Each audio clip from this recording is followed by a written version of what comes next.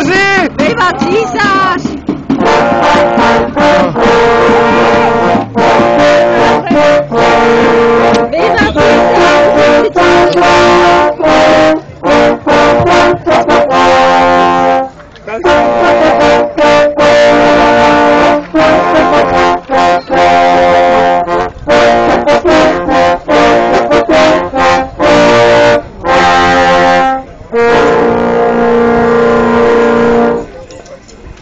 Milí lidé černošický, zdravíme vás srdečně, milí dvořané a milí podaní, a prosím vás, abyste přivítali našeho císaře a krále Karla toho jména čtvrtého. Ať žije král!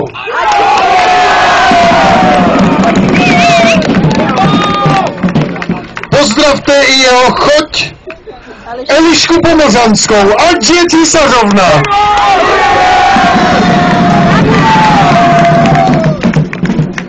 Milosti prosím, pozdrav lid, který přišel pozdravit tebe svým vřelým a milým slovem. Zdravím všechen lid. My, král český, císař římský, z boží vůle.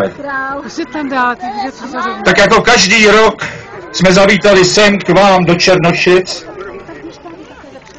při průvodu, při kterém převážíme korunovační klenoty. Průvod začal již dnes ráno a bude pokračovat i zítra po městech a obcích až na hrad Karlštejn, kde uložíme v kapli svatého kříže korunovační klenoty. Ale teď jsme zde, u vás v Černošicích, a těšíme se tak vřelého přijetí, které se nám dostalo. Muže, děkujeme vám za to. Bůh vám žehnej.